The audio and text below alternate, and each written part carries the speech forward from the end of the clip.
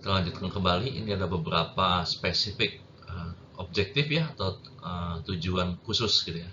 Kita menggunakan mekanisme pengendalian proses ya. Tentunya di sini ada beberapa.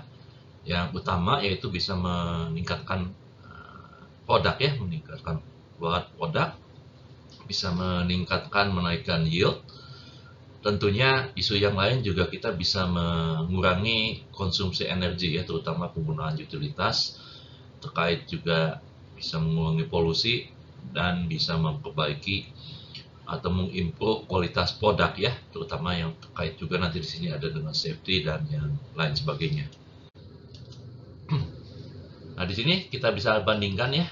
Kalau misalkan kita bandingkan antara suatu proses tanpa kita gunakan mekanisme pengendalian proses dan setelah kita gunakan pengendalian proses, kita bisa lihat bahwa kita bisa mengurangi ya fluktuasi dari variabel proses yang ada ya. Nah, tentunya kalau misalkan kita bisa mengurangi fluktuasi variabel proses, itu artinya kita bisa menghemat biaya ya, atau juga bisa mengurangi penggunaan utilitas yang ada. Ini hierarki dari aktivitas proses kontrol yang umum digunakan ya. Awalnya tentunya kita berawal dari proses ya. Proses ini kita perlu adanya pengukuran oleh sensor dan di sini ada juga tindakan dari aktualisasinya ya. Jadi seperti yang kita bahas di contoh sebelumnya. Jadi kita mengukur temperatur, lalu kita bisa mengadjust kontrol variabelnya itu melalui kontrol elemen seperti valve ya. Lalu bagian selanjutnya itu terkait dengan safety, environment, dan equipment protection. Lalu regulatory control, dan tentunya level yang selanjutnya kita bisa meningkatkan ke multivariable dan constraint control, lalu real time ya, real time optimization dan planning dan scheduling. Ini step-step dalam pengembangan sistem kontrol ya. Jadi tentunya kita harus mulai dari formulasi tujuan kita melakukan kontrol itu apa ya. Dan ini tentunya kita harus formulasikan dengan jelas, dan setelah itu kita bergerak ke mendevelop proses modelnya ya. Jadi kita mendevelop proses model, dan untuk mendevelop proses model ini ada beberapa pendekatan. Kita bisa gunakan pendekatan yang teoritis ya, itu physical and chemical principles seperti yang kita lakukan dengan menggunakan neraca massa dan energi ya. Lalu setelah kita susun proses modeling, kita bisa melakukan simulasi ya. Dan tentunya kita juga bisa mendevelop proses model itu dengan memvalidasi model tersebut dengan data ya, data yang ada.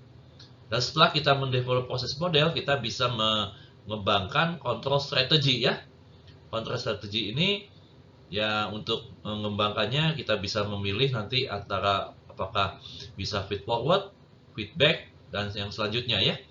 Dan untuk mengembangkan control strategy ini kita sama, kita mengandalkan simulasi komputer ya, dan lebih kita mengintegrasikan dengan proses kontrol teori ya. Lalu bagian selanjutnya kita memilih kontrol hardware-nya ya, dan software-nya, dan selanjutnya kita bisa menginstall dan mengadjust kontrol setting-nya.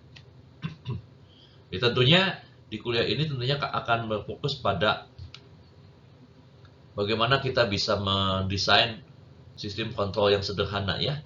Kalau di S1 itu kita berdasarkan sistem SISO ya, sistem SISO. Kita bisa gunakan di sini juga sistem yang MIMO. Nah, ini kita sekarang bergerak ke mathematical modeling ya. Ini sedikit saja. Jadi model matematik itu sebenarnya representasi yang lebih sederhana dari suatu proses atau suatu sistem yang kita ingin tinjau. Dan ini ada berbagai modeling approach yang bisa digunakan. Yang pertama tentunya yang berdasarkan teoritis ya, fundamental, yang menggunakan berbagai prinsip material and energy balance. Lalu kita ada juga heat, mass, and momentum transfer, thermodynamics, physical properties of relationship. Nah, cuma di sini kelemahannya ya, ini bisa sangat kompleks ya. Dan kalau misalkan sangat kompleks, ini akan sulit untuk diaplikasikan. Jadi selanjutnya kita akan coba gitu ya menggunakan pendekatan yang lain gitu ya, selain menggunakan yang pendekatan secara teoritis ini. Dan ini pendekatan secara teoritis tentunya berdasarkan peneracaan massa ya. Yang pertama itu peneracaan massa total, jadi peneracaan massa total dan peneracaan massa komponen ya. Tentunya ini sudah pernah kita pelajari di S1 Teknik Kimia. Untuk peneracaan massa total, rate of mass accumulation, jadi laju akumulasi massa itu sama dengan laju massa masuk kurang laju massa keluar. Sedangkan untuk neraca massa komponen ini akan melibatkan tentunya laju reaksi ya, laju reaksi jika ada reaksi yang terlibat. Lalu untuk energi, ini peneracaan energi ya, sama diturunkan berdasarkan analogi dengan peneracaan massa ya. Jadi kita punya rate of energy accumulation itu rate of energy by convection, jadi energi yang masuk lewat konveksi dikurangi dengan yang keluar lewat konveksi, dan ini ditambah dengan heat addition ya dari sistem ke lingkungan jadi atau sebaliknya. Nah, pendekatan selain yang teoritis kita juga kenal yang namanya pendekatan black box atau empirical modeling ya. Nah, tentunya ini lebih mudah diperoleh ya dibandingkan dengan pendekatan teoritis yang menggunakan peneracaan massa dan yang lain-lain tadi gitu ya. Dan di sini kelemahannya akan bisa menimbulkan gitu ya, bisa memunculkan gitu ya, model dengan banyak parameter ya yang tidak diketahui, dan tentunya ini perlu diestimasi lewat data eksperimental ya.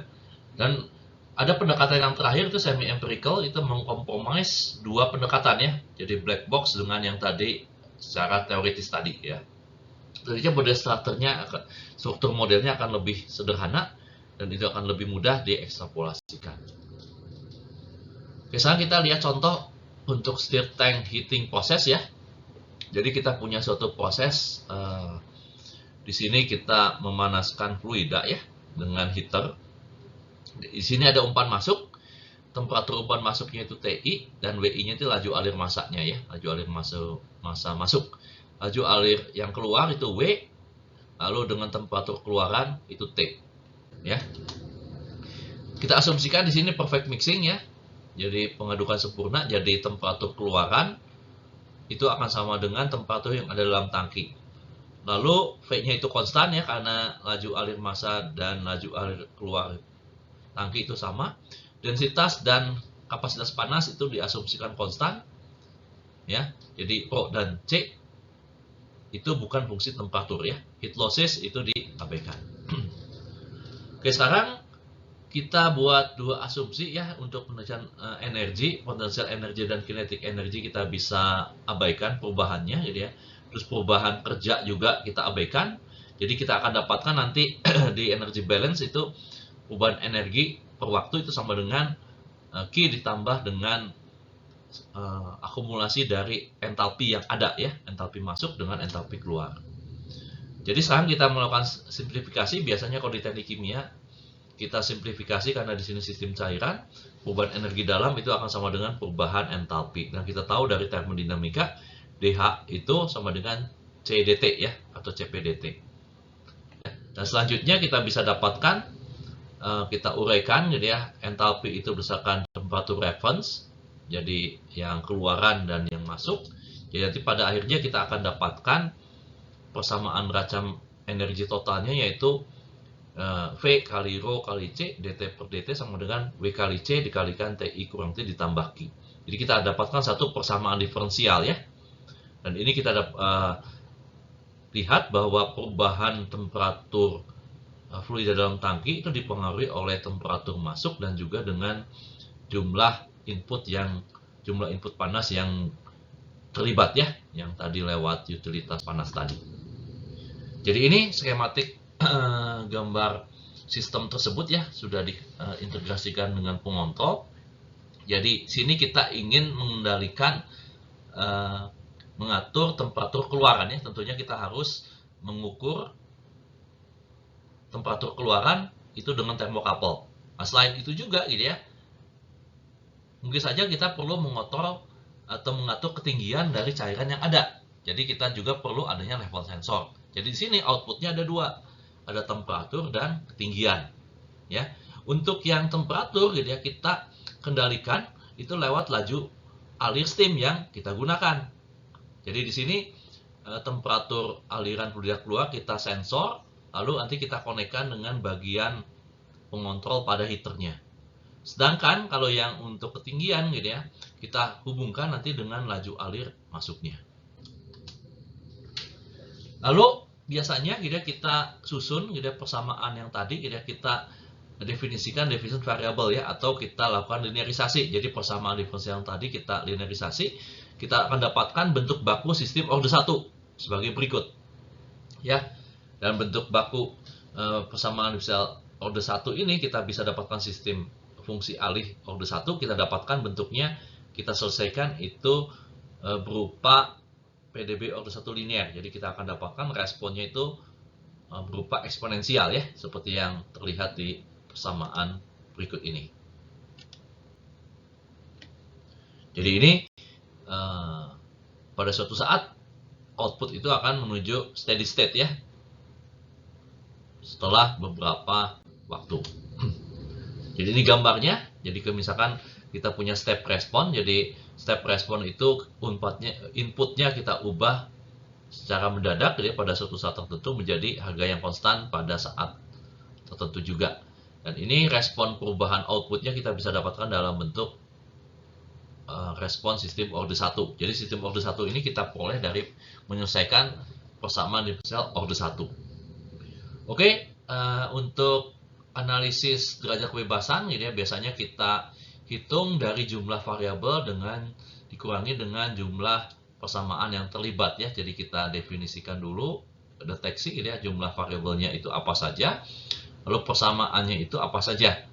Ya, persamaan itu ya bisa datang dari neraca massa dan neraca energi. Nah, untuk kasus stirred tank di atas gitu ya, kita punya ada 3 parameter V, Rho, dan C. 4 variabel yaitu T, TI, W, dan Q, dan satu persamaannya neraca energi. Jadi derajat kebebasannya 4 kurang 1 ya 3. Jadi kita punya satu output variabel itu T, 3 inputnya itu TI, W, dan Q. Untuk pengendalian proses untuk pengendalian temperatur ya, kita bisa mengklasifikasikan sebagai berikut ya. Inputnya itu ada 3, tapi kita bagi yang 2 disturbance itu berupa TI dan W, dan satu manipulated itu yang Q. Mohon perhatikan bahwa disturbance variable itu variable yang tidak bisa kita adjust ya, kita tidak bisa kontrol dari awal. Sedangkan manipulated itu Q kita bisa kontrol ya, misalkan lewat laju alir steam yang kita gunakan dalam proses di atas.